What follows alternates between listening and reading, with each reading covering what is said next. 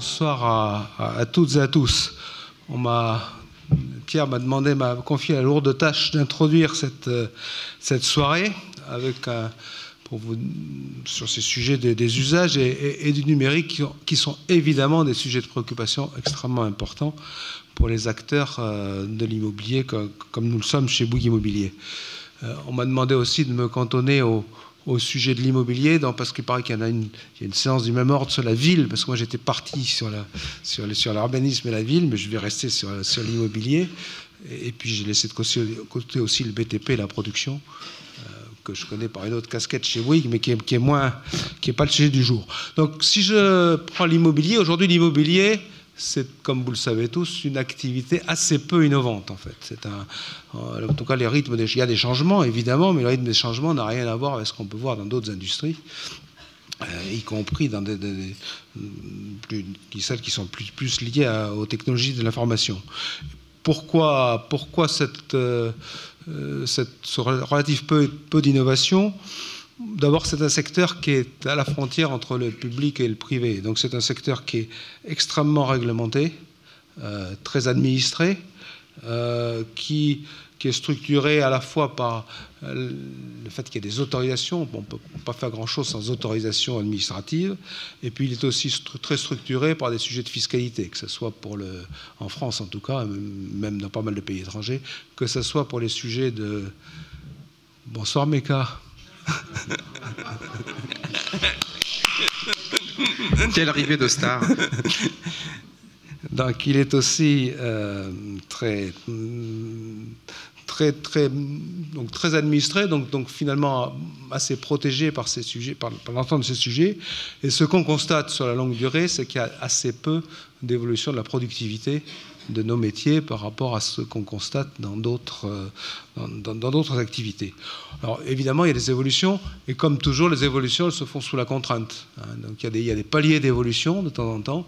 Bon, il y en a eu un grand, dans les années 60, là je ne vais pas remonter jusqu'à Haussmann, mais dans les années 60, où finalement la pression démographique, le retour des rapatriés a fait qu'il y a eu une grande évolution qui a abouti à beaucoup d'investissements sur les sujets d'industrialisation qu'on paye, industrialisation du bâtiment et industrialisation de la production de logements en particulier, de production de la ville, qui aboutit à quelques erreurs qu'on paye aujourd'hui d'ailleurs. On a vu arriver, c'est quand on a commencé à travailler dans les années 1974, la première crise du pétrole, qui a amené une vraie inflexion dans la production de l'immobilier, en particulier pour tous les sujets d'économie d'énergie, d'isolation, et ça a été l'essor de l'énergie électrique en particulier, parce qu'EDF s'est assez bien débrouillé dans cette affaire. Et puis, d'autres évolutions plus récentes, les contraintes qualitatives. Alors, les contraintes qualitatives, c'est à mon sens celles qui sont aujourd'hui, celles devant lesquelles nous sommes en France, qui ne sont pas plus des contraintes quantitatives ou des contraintes très directement liées aux économies d'énergie, même si ça existe encore.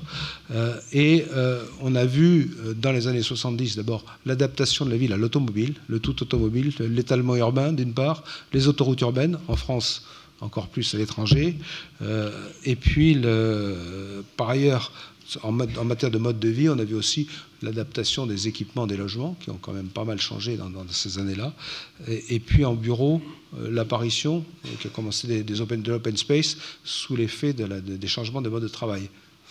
Et on arrive à aujourd'hui. Alors aujourd'hui, on a l'impression qu'on vit une révolution. C'est sans doute vrai. Moi, je pense que chaque génération pense qu'elle recrée le monde et qu'elle vit une transformation inouïe. Et qu'on a souvent tendance à exagérer, mais je pense que sur ce coup-là, les contraintes qui nous arrivent dessus en ce moment font qu'on a vraiment un effet qui va nous obliger à changer de façon beaucoup plus importante dans nos métiers, dans nos produits, dans nos services, que ça s'est fait dans le passé. Alors, je vois ça pour deux raisons. D'abord, et qui sont évidemment les sujets de la table ronde d'aujourd'hui, qui a été judicieusement choisi. Le premier, c'est l'évolution des modes de vie. Alors, pour faire moderne, on appelle ça les usages. En fait, c'est les modes de vie. Mais maintenant, il faut appeler ça les usages. Et deuxièmement, évidemment, l'explosion des techniques du numérique, Internet et digital. Et en plus, chacun entraîne l'autre dans une course, et on est un peu sur la pente, la boule de neige prend à la fois plus de taille et plus de rapidité. Alors, sur les usages, notre analyse, c'est que, mon analyse, c'est qu'il y a 3 phénomènes qui sont des tendances lourdes qu'on a affrontées, dont 2 d'ailleurs sont un peu contradictoires. Le premier, c'est pour ce qui est de la vie des gens, des modes de vie des gens, c'est l'individualisme forcené. C'est-à-dire que de plus en plus d'individualisme, c'est tout de suite, pour moi seul. Et de façon totalement paradoxale, en même temps, la montée de la multitude. C'est-à-dire que comme chacun est interconnecté, finalement, les décisions que chaque individu prend de façon individuelle, finalement, elles sont en fait liées. Et la somme de ces décisions individuelles est finalement assez prédictive. Alors, il y a beaucoup de mathématiques, je pense qu'il y a des mathématiciens dans la salle, mais c'est vrai que je pense qu'on peut aujourd'hui, qu'on va pouvoir avoir, même dans les comportements humains, de plus en plus de prédictions et d'algorithmes d'anticipation. Et ça, évidemment, ça va changer de façon complète, très forte, notre manière d'exercer nos métiers et de production et de services. Et c'est déjà pas mal à l'œuvre dans l'industrie. Troisième évolution des modes de vie, c'est le développement durable. Le développement durable, ça a été longtemps une espèce de religion. Enfin, on en parlait, on s'y référait, on ne le faisait pas beaucoup. J'ai vraiment l'impression que depuis quelques années, les gens ont réellement compris qu'il y avait un réel impératif lié à l'épuisement des ressources de la planète, d'une part, et deuxièmement au réchauffement climatique et au dérèglement que ça pouvait enregistrer. Donc ça veut dire que ça aussi, ça arrivait, mais c'était, je trouve, beaucoup plus dans le discours et dans le greenwashing que dans la réelle prise en compte complète, formelle de ces sujets de développement durable dans nos métiers. Et ça, il va falloir le prendre en compte. Alors il se trouve, et ça c'est la deuxième tendance, alors je dis il se trouve, c'est pas totalement hasard, qu'en parallèle, le digital a explosé. Et c'est pas il se trouve, parce que évidemment ces deux phénomènes réagissent l'un sur l'autre. Et c'est vrai qu'aujourd'hui, le digital, ça permet de façon synthétique de multiplier de façon exponentielle les contacts. C'est-à-dire on peut être en contact immédiatement avec des tas de gens, donc ça multiplie les possibilités de contact humain, et ça vient donc directement en face de ces demandes, de ces souhaits, de ces aspirations à la personnalisation, externe à la personnalisation, et ça, que ce soit la personnalisation des produits, ou que ce soit encore plus la personnalisation des services. Et puis, dernier point, grâce à l'exploitation, si on en est capable, de tous ces flux d'informations, eh bien, on doit être capable de prédire, ou de moins d'apprécier, d'anticiper de façon plus précise les besoins des gens. Et deuxièmement, on peut être capable de les mutualiser, ce qui est évidemment, en termes d'économie, extrêmement important. Donc, conclusion de tout ça, notre métier de l'immobilier doit donc s'adapter au numérique. Quand je dis s'adapter, à mon avis, c'est faire sa révolution. Ce n'est pas un choix, et c'est un choix qui est dicté à la fois par ces formes de moyens qui existent, et puis deuxièmement, parce que c'est ce que les gens veulent, en fait. Alors, qu'est-ce qu'on dit quand on est une entreprise comme la mienne? On dit on fait ça, ou comme Regus, par exemple. Mais on fait ça parce qu'on va mieux servir ses clients, et que c'est l'autre objectif principal, on veut mieux servir ses clients. C'est évidemment vrai, c'est ça qu'on fait, mais il ne faut pas non plus être naïf, hein. C'est aussi une affaire de gros sous et de productivité. Non? Tu n'es pas d'accord, Meka? En fait, il faut bien comprendre une chose, vu de notre point de vue, le digital, ça casse les barrières à l'entrée et ça casse les chaînes de valeur. Alors, soit les chaînes de valeur qu'on a mis des années à élever, à fabriquer, enfin, protection qu'on a soit sur la chaîne de valeur, soit sur les barrières à l'entrée, qu'on a mis des années à fabriquer, à organiser pour faire notre métier dans les conditions les plus confortables. Et c'est clair qu'aujourd'hui, vous avez d'une part de plus en plus de gens, même des startups qui peuvent très facilement arriver sur nos métiers, et deuxièmement, vous avez des gens, soit d'ailleurs des startups, soit des grosses entreprises, hein. On voit bien les GAFA commencer à tourner autour du sujet, compte tenu de l'importance des masses en jeu, qui se disent je vais me brancher sur la chaîne de valeur. Alors, dans le meilleur des cas, ils vont prendre une partie de la marge. Dans le pire des cas, ils peuvent vous étouffer. On voit y avoir un certain nombre de grands distributeurs aux États-Unis qui sont en train de crever sous la pression d'Amazon. Donc, c'est clair que pour nous, c'est un vrai sujet de préoccupation. Et il ne se passe pas aujourd'hui, il ne se passe pas une journée sans qu'une start-up ou un grand groupe d'Internet n'imagine un service immobilier. Il y en a des tas. Alors, Robin vient de publier un magnifique livre. Il y a 150 pages de start-up qui sont ou d'entreprises qui sont là pour venir sur ces sujets-là. Bon, services qui viennent évidemment enrichir, diversifier et personnaliser l'offre, donc c'est bien, ça intéresse les clients, mais qui en même temps viennent menacer de disrupter les entreprises établies, lesquelles, en retour, essayent de réagir au mieux, d'une part, et puis surtout d'anticiper et de participer au mouvement, et non pas d'accompagner le mouvement, mais d'être plutôt devant le mouvement que de l'accompagner. Moi, je pense donc qu'on a effectivement, là je suis revenu un peu au niveau microéconomie des entreprises, il y a un formidable combat qui est en train de se développer, et c'est de ce formidable combat que va naître l'immobilier de demain. Alors, si vous me demandez quel va être l'immobilier de demain, ça, je ne vais pas être capable de vous répondre, parce que je pense qu'il faut rester très modeste vis-à-vis de ces sujets. Alors, ce qui est important, c'est de se poser les questions, de comprendre les problématiques.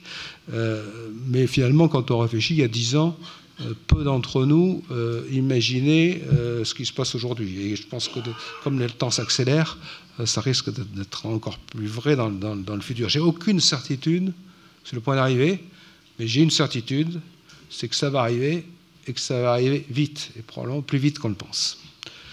Alors voilà, après, je vais laisser table ronde rentrer plus en détail, mais nous, les sujets qui, à mon avis, qui peuvent évoluer très vite et sur lesquels on travaille dans notre monde.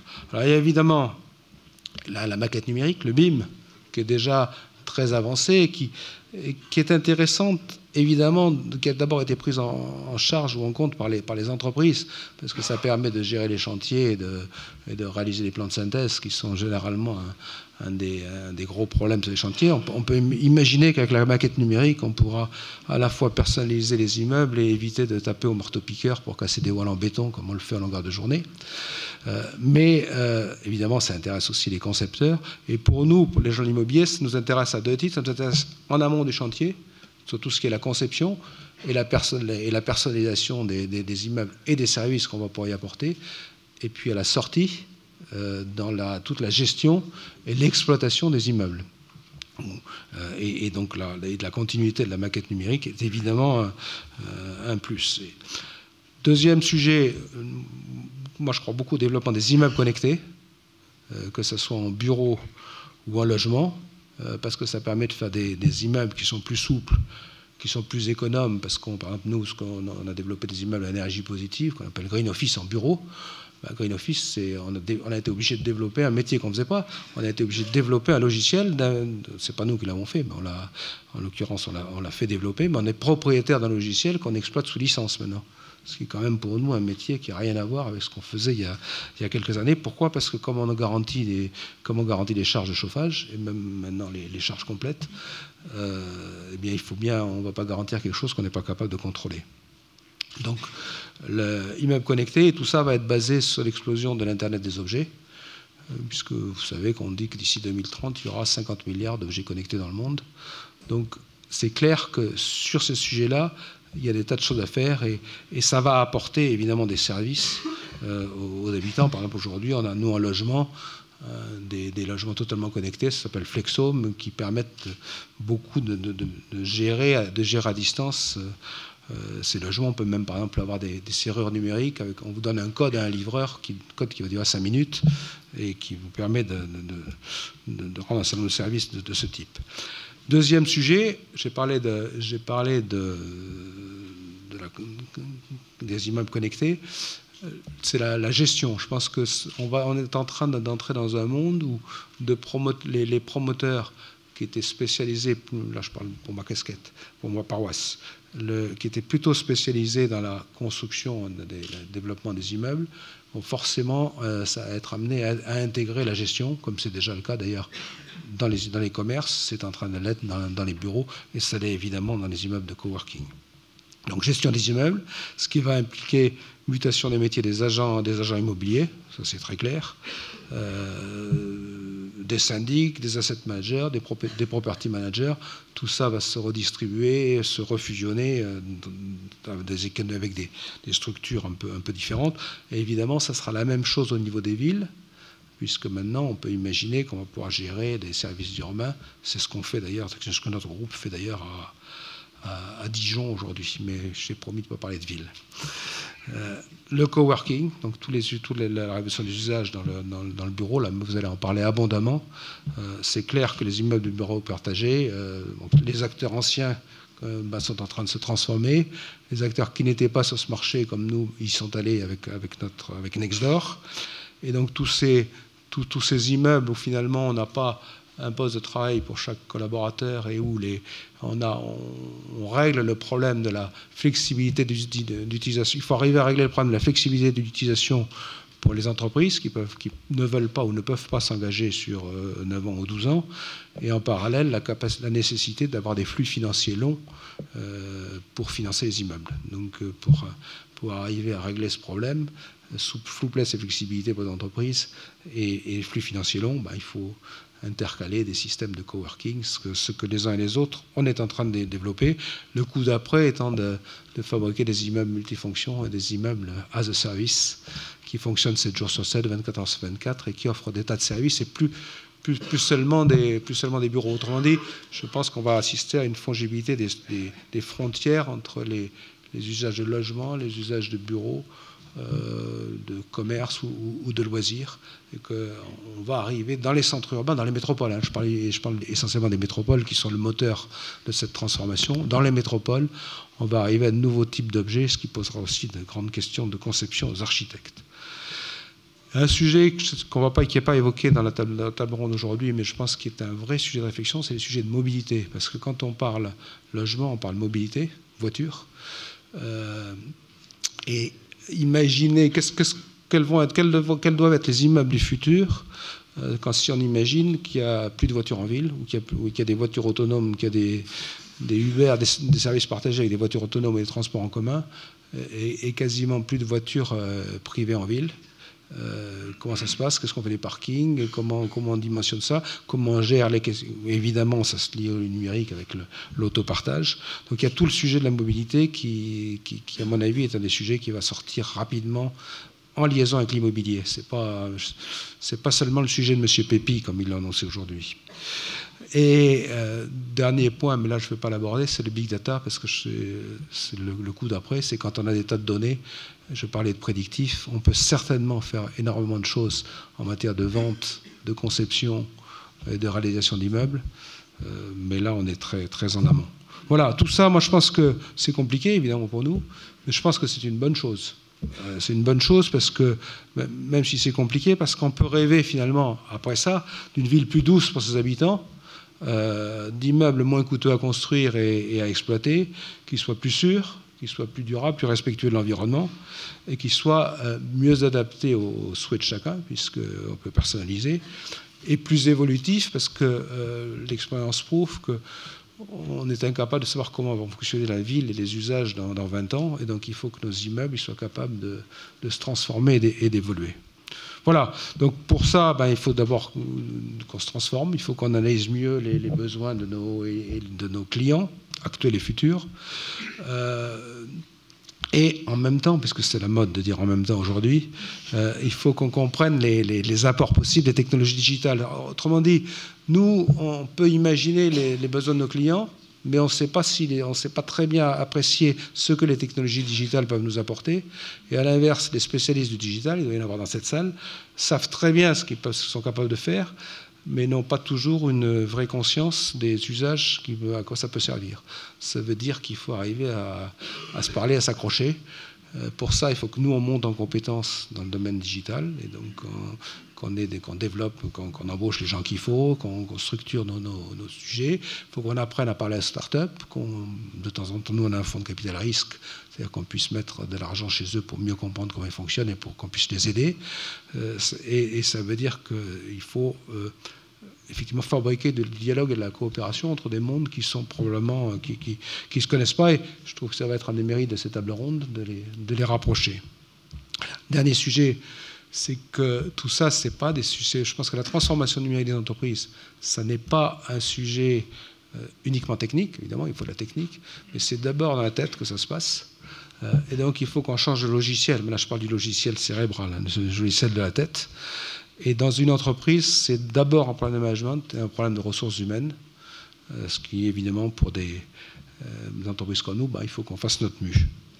Voilà, c'est pour ça que je trouve que cette initiative d'Expompières est très intéressante. Moi, je vais écouter ça avec beaucoup d'intérêt. Juste une petite remarque. Vous avez décidé de commencer par le numérique pour parler des usages, mais en toute logique cartésienne, ou je ne sais pas, polytechnicienne peut-être, moi, j'aurais aimé l'ordre inverse, parce que la technique, elle est un outil au service des hommes. Et c'est d'abord les usages et ce que les gens souhaitent qui passent d'abord. Même si, dans ces temps d'interrogation sur l'intelligence artificielle, on peut se demander si ce n'est pas la machine qui va prendre le pas sur les hommes. Mais en tout cas, aujourd'hui, je trouve que c'est d'abord les usages et ensuite la technique. Voilà. Merci. Maintenant, je suis prêt à vous écouter avec beaucoup d'intérêt. Merci beaucoup. Merci, merci François Berthier. J'avais peut-être... parce qu'en fait, il aurait pu animer les deux tables rondes, voire même se poser lui-même des questions. Il aurait pu faire les deux sujets. Moi, ça, c'est pour me dire que je suis trop long. Non, j'ai juste une question. Le mot révolution a été prononcé. On est plutôt sur une révolution de velours ou plutôt une révolution, allez, la terreur, 93 ? Ah, ça cogne. Ça cogne, hein, parce que je veux dire, le mouvement va vite. C'est bien, c'est normal. Il y a des tas de gens qui ont des tas d'idées. Il y a beaucoup d'argent disponible. Je ne vais pas parler des financements, mais il y a énormément d'argent disponible. Moi, je pense qu'il y a une bulle sur la valeur des startups aujourd'hui, mais il y a beaucoup d'argent, beaucoup de gens qui ont des idées qui sont effectivement très intéressantes. Et donc, ça secoue le cocotier. Et si les dinosaures ne se remuent pas, il risque d'arriver des choses. Donc, je pense que c'est effectivement un mécanisme assez brutal. Merci beaucoup.